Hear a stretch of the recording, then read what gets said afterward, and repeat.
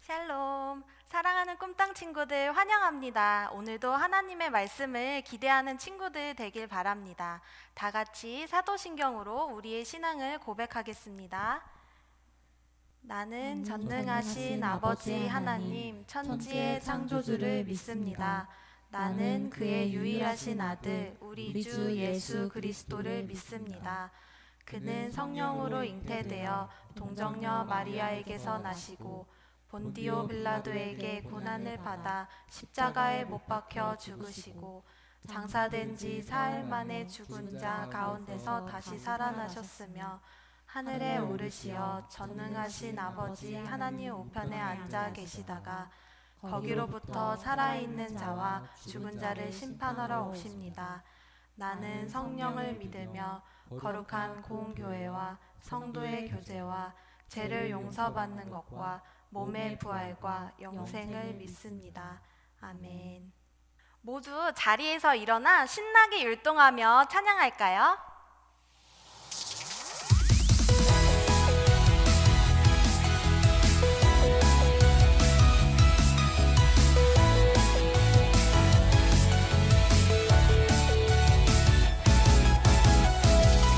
노래해 높고 위대하신 주,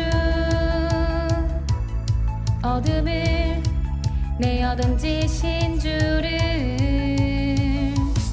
노래해, 크고 놀라우신 주, 두려움 속 나를 건지신 주를. 주는 나의 힘, 주는 내 노래, 주는 내 구원, 주는 내 하나님. 주는 너의 힘, 주는 내 노래, 주는 내 구원, 주는 내 하나님. 노래해 내가 주를 찬양해, 노래해 내가 주를 기뻐해. 주는 내 아버지, 주는 내 하나님, 주를 높여 찬양.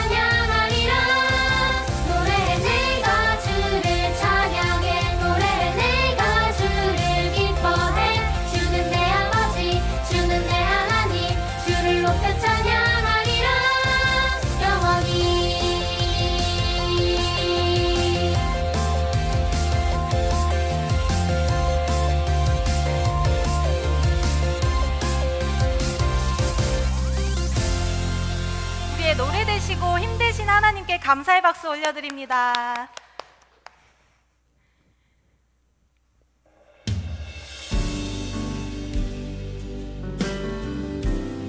주의 이름을 부를 때마다 찬양을 부르며 항상 새롭게 쏟아지는 은혜 안에 잠기길 원합니다. 하나님 이곳에 영광으로 임하사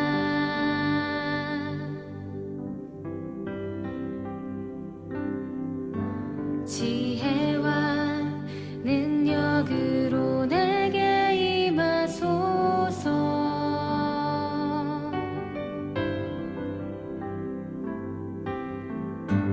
하나님 내 안에 햇빛같이 비추사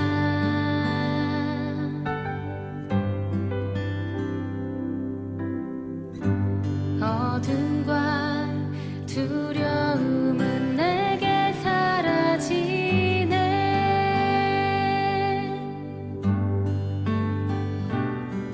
주의 이름을 부를 때마다 항상 새롭게 쏟아지는 은혜. 주의 이름을 부를 때마다 항상 새롭게 쏟아지는 주의 은혜 안에 잠기게 하소서.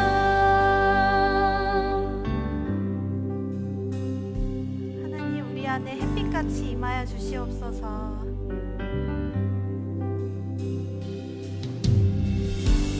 하나님 내 안에 햇빛같이 비추사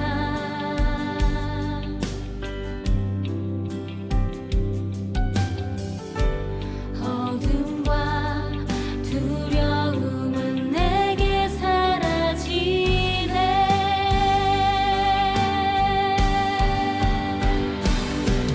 주의 이름을 부를 때마다 항상 새롭게 쏟아지는 은혜. 주의 이름을 부를 때마다 항상 새롭게 쏟아지는 주의 은혜 안에 잠기게 하소서. 주님 안에서 나 고백하리. 주님만으로 만족하네. 주밖에 없네. 주님 안에서 나 찬양하리.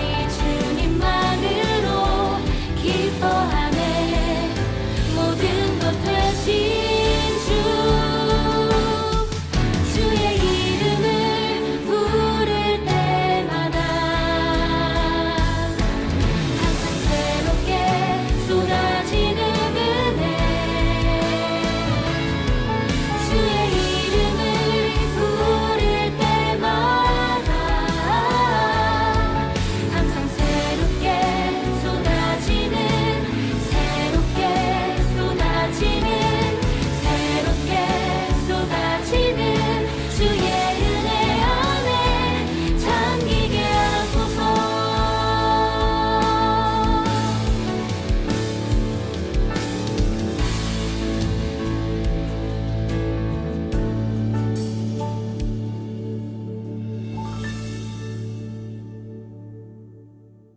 사랑의 하나님 감사합니다. 어지러운 세상으로부터 꿈땅 친구들을 지켜주시고 교회로 나오진 못하지만 마음은 더하여 영상 예배하게 하심을 감사드립니다. 저희들의 예배를 기뻐 받아주세요. 거룩하신 하나님, 지난 한 주간도 우리 친구들 알게 모르게 지은 죄 있습니다. 하나님 말씀에 순종하지 못한 잘못들을 회개합니다. 저희들의 죄를 용서해 주시고 흰눈과 같이 깨끗하게 해주셔서 더욱 하나님을 바라볼 수 있도록 인도해 주세요. 교회의 복음이 가정과 하나 되도록 말씀과 기도가 쉬지 않게 해주시고 어디에 있든지 항상 하나님과 함께하는 귀한 생활 되도록 인도해 주세요. 사랑의 하나님, 지금 전 세계에 퍼져 있는 코로나로 많은 사람들이 어려움을 겪고 있습니다. 저희들을 불쌍히 여겨주셔서 더 이상 퍼져나가지 않도록 도와주시고, 확진자들이 속히 낫고 의사 선생님, 간호사님 등 돕는 모든 손길들에게 힘주시고 그들의 건강도 지켜주세요. 바이러스로 인한 두려운 마음이 사라지게 해주시고 하나님을 더욱 의지하여서 이 시기를 잘 이겨낼 수 있도록 인도해 주세요. 곧 말씀이 선포됩니다. 말씀 전하실 목사님, 전도사님을 축복해 주시고 하나님이 기뻐하시는 생명의 말씀만이 선포되어서 우리의 영이 하늘나라에 이르기까지 아름답게 자라 귀히 쓰임받고 열매 맺는 멋진 꿈땅 친구들이 다 되도록 축복해 주세요. 감사드리며 주의 소를 구원하신 우리 주 예수 그리스도의 이름으로 기도드렸습니다. 아멘. 이 시간 사랑하는 가족들을 향해 두 팔을 벌려 서로를 축복하겠습니다. 하나님의 나라가 하나님의 나라가 당신의 삶에 임하길 원하네. 당신을 통하여서 주의 나라 이 땅에 세워지리라. 우리 다 마음의 손을 얹고 하나님의 은혜가 우리의 삶에 임하길 원하네. 우리를 통하여서 주의 나라 이 땅에 세워지리라.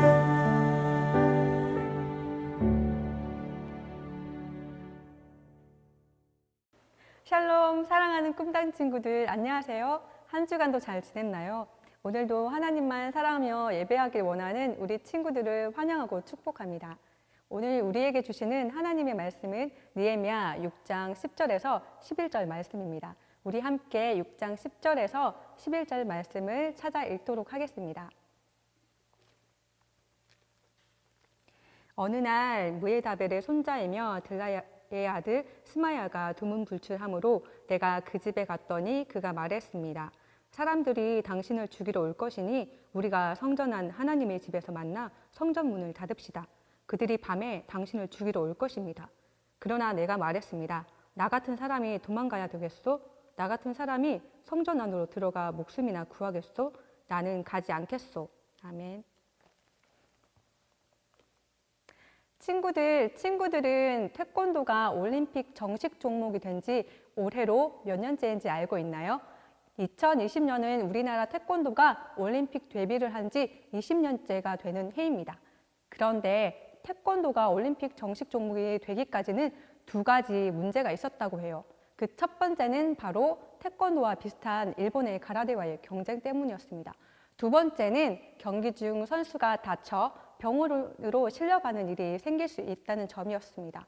바로 이 문제를 해결하기 위해 선수들을 위험한 공격에서 보호할 수 있도록 머리 보호구와 가슴 보호대를 착용하는 규칙이 새로 생기게 되었고 태권도는 무사히 올림픽 정식 종목으로 채택될 수 있었다고 합니다.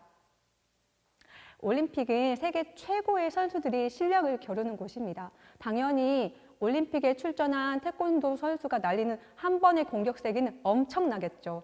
공격에 방어할 보호 장비가 없다면 큰 부상을 입고 말 거예요.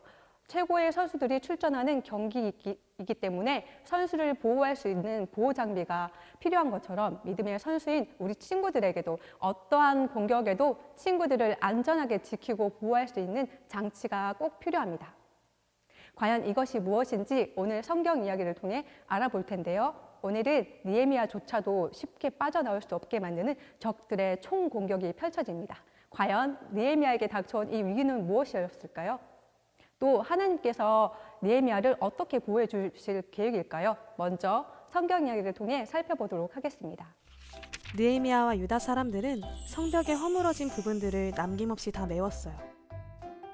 그러나 성문에 문짝을 다는 일이 아직 남아 있었죠. 어느 날 느헤미야에게 한 통의 편지가 왔어요. 오시오. 우리가 오노 평지의 한 마을에서 만납시다. 산발락과 게셈이 보낸 편지였어요. 느헤미야는 그들이 자신을 불러내서 해치려 한다는 것을 알았죠. 가서 전하시오. 내가 큰 공사를 하고 있으므로 내려갈 수가 없소. 어떻게 내가 자리를 비워 이를 중지시키고 당신들에게 내려가겠소. 그들은 4번씩이나 똑같은 편지를 보냈고 느헤미야 역시 매번 똑같이 대답했어요. 이어서 5번째 편지가 도착했어요. 당신과 유다 사람들이 왕에게 반역을 준비하고 있다지. 그래서 성벽을 다시 쌓는 것이라는 소문이 돌고 있소. 그 소문에 의하면 당신이 유다 사람들의 왕이 되고 싶어서 예언자까지 세웠다던데 이제 이 소문이 왕께도 보고될 것이오. 그러니 이제 우리가 만나서 이 문제에 대해 함께 의논해 봅시다. 이렇게 전하시오. 당신이 하는 말은 모두 거짓이오. 당신이 꾸며낸 말일 뿐 실제로 그런 일은 없소. 산발락과 게셈은 계속해서 겁을 주었어요. 그렇게 하면 느헤미야와 유다 사람들이 낙심해서 공사를 끝내지 못할 것이라고 생각했거든요. 하지만 느헤미야는 그들의 속임에 넘어가지 않았고 인내하며 하나님께 기도했어요. 하나님, 제 손에 힘을 주시고 강하게 하소서. 그러던 어느 날 유다 사람 스마야가 집 밖을 나가지 않는다는 소식이 들렸어요. 느헤미야는 걱정이 되어 그를 찾아갔어요. 스마야는 느헤미야에게 이렇게 말했어요. 느헤미야, 사람들이 당신을 해치러 올 것이니 지금 당장 성전에 들어가서 문을 닫고 숨어야 합니다. 그들이 밤에 당신을 해치러 올 것입니다. 목숨을 구하자고 성전 안에 숨어 있으라고요? 아니요, 나는 가지 않겠소. 느헤미야는 스마야가 하나님이 보낸 사람이 아니라 방해자들이 보낸 자였음을 알았어요. 그들은 느헤미야를 두렵게 만들어서 죄를 짓게 하고 결국 성벽 공사를 실패하게 하려고 했지요. 계속되는 속임과 거짓말에도 느헤미야는 하나님께 기도하며 끝까지 인내했어요. 나의 하나님이여, 저를 두렵게 하려는 도비아와 산발랏의 거짓과 속임을 보시고 그들을 기억하소서. 친구들 성경 이야기를 잘 보았나요? 그동안 느헤미야 앞에는 산발락과 게셈, 도비아의 끊임없는 방해 작전이 있었고 또 가난한 백성들을 착취했던 이스라엘 귀족들의 부정부패라는 문제도 있었지만 그것을 느헤미야는 지혜롭게 잘 해결해 왔습니다. 그런 느헤미야에게 이번에 찾아온 위기는 무엇이었나요? 첫째, 오노 평지 암살, 음모. 둘째, 공갈 협박 편지. 셋째, 같은 편인 줄 알았던 스마야의 거짓 예언이었습니다. 그런데 이때는 마침내 모든 이스라엘 백성들이 기다리고 기다리던 성벽 건축이 거의 끝나가고 있을 때였습니다. 이제 성벽 문만 달면 모든 공사가 끝이 나는 상황이었죠. 그런데 그동안 어떤 공격에도 잘 버티고 있던 느헤미야를 보고 산발락과 나머지 반대파들이 계획을 바꾸기 시작했던 것이죠. 이스라엘 총독이었던 느헤미야를 어떻게 하면 없앨 수 있을까 궁리하던 산발락과 게셈은 느헤미야를 최대한 이스라엘 외곽 지역으로 유인하기 위해 편지를 보내왔습니다. 예루살렘 밖으로 불러내기만 한다면 총독인 느헤미야에게 대한 경호는 분명 느슨해질 것이고 느헤미야를 해칠 수 있는 기회가 분명히 언젠가는 있을 것이라고 생각했기 때문이었습니다. 그런데 느헤미야가 이 편지에 어떻게 답했을까요? 느헤미야는 공사 때문에 자리를 비울 수 없다고 딱 잘라 말했습니다. 이런 느헤미야에게 산발락과 게셈은 4번씩이나 똑같은 편지를 보내왔습니다. 암살 계획을 눈치챘던 느헤미야였지만 애써 예의를 갖추었고 정중하게 거절 의사를 표현했습니다. 하지만 그들은 2번째 계획을 실행하기 위해서 5번째 편지를 썼습니다. 바로 그런 느헤미야가 이스라엘의 왕이 되기 위해 몰래 음모를 꾀하고 있다고 모함하기 시작한 것이었죠. 그런데 느헤미야는 5번이나 편지를 받고도 어떻게 반응했을까요? 느헤미야는 매번 똑같이 대답했고 진실을 말하는 것 외에는 다른 어떤 반응도 보이지 않았습니다. 똑같은 편지를 5번이나 받았는데 느헤미야도 짜증이 좀 나지 않았을까요? 그런데 느헤미야는 흔들리지 않고 매번 똑같은 모습을 보여주었습니다. 도대체 어떻게 그럴 수 있었던 걸까요? 성벽 재건이라는 목표에 끝까지 집중했기 때문입니다.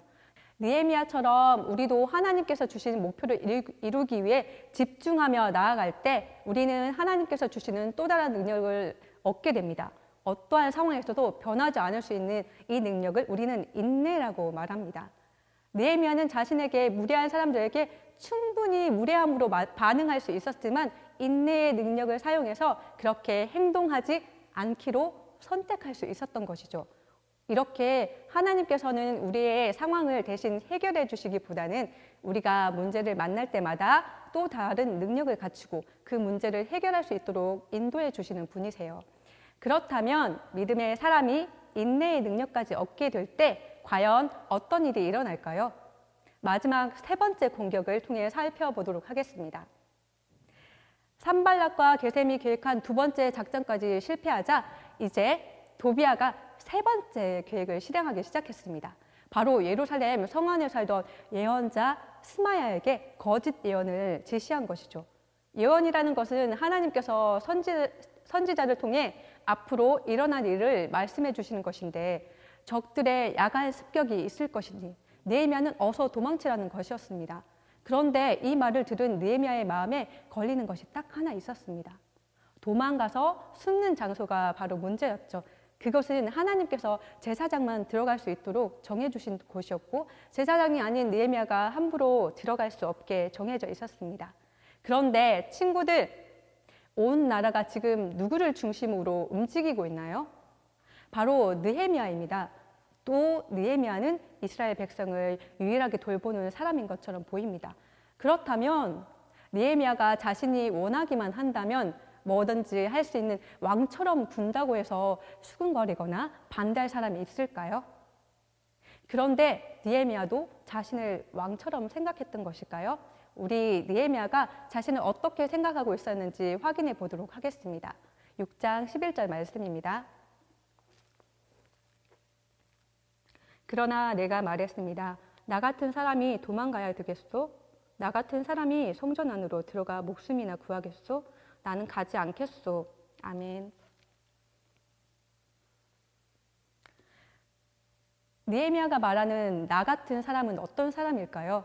느헤미야는 자신을 남들보다 더 나은 특별한 사람으로 생각하고 있었나요? 아닙니다. 자신을 왕도 아니고 제사장도 아닌 그저 이스라엘의 평범한 백성 중에 한 사람이라고 생각했습니다. 자신이 성벽 재건을 위해 하나님께서 세우신 리더이지만 동시에 여전히 이스라엘 백성, 하나님의 다스림을 받는 사람 중에 하나라고 생각했습니다. 그랬던 느헤미야였기 때문에 아무리 인기가 많아져도 왕이 되려고 생각하지 않고 우쭐대지도 않을 수 있었습니다. 또 반대로 이유 없이 괴롭힘을 당하고 목숨의 위험을 받는 이 상황도 결코 끝나지 않았지만 몇 날 며칠 동안 속상해하지도 않았고 또 문제를 피해가려고 안간힘을 쓰지도 않았습니다. 이처럼 하나님의 다스림을 믿는 믿음의 사람은 어떤 경우에도 결코 흔들리지 않습니다. 만약 조금이라도 흔들렸다면 그래서 지금 있는 자리에서 버티고 견디며 인내하기로 선택하지 않았더라면 적들의 마지막 공격을 돌파해낼 수 없었을 것입니다. 여러분, 혹시 청살리 대첩에 대해서 들어본 적이 있나요?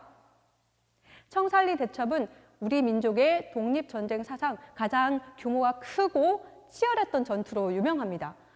보호돈 정투에서 진 일본군이 우리나라 독립군을 소탕하기 위해서 무려 2만 5천 명이 넘는 일본군을 끌어모았지만 이번에도 결국 승리는 우리나라 독립군의 것이 되었기 때문이죠. 그런데 독립군이 전쟁을 이길 수 있었던 이유 중 하나가 바로 북간도 주민의 도움이라고 해요.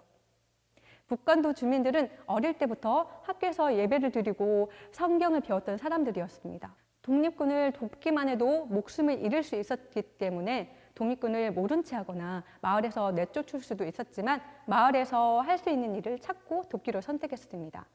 어떤 상황에서도 하나님을 믿음으로 버티고 견디기로 선택한 것이죠. 주민들은 전투를 치르는 독립군을 돕기 위해 주먹밥을 만들어주고 또 추위를 이길 수 있도록 옷도 나누어주면서 함께 전쟁을 도왔습니다. 이처럼 인내는 우리가 옳은 일을 할 수 있도록 도울 뿐 아니라 선한 결과를 가져오게 해줍니다. 사랑하는 꿈땅 친구들, 느헤미야는 어떻게 적들의 총공격에도 대반전을 이루어냈나요? 느헤미야가 문제를 만날 때마다 선택한 행동이 무엇이었는지 보면 알 수 있습니다. 바로 성벽 완성이라는 목표에 집중하며 인내한 것이죠. 이렇게 믿음과 인내의 두 무기를 사용한 느헤미야는 140년 동안 아무도 하지 못한 성벽 건축을 단 52일 만에 해낼 수 있었습니다.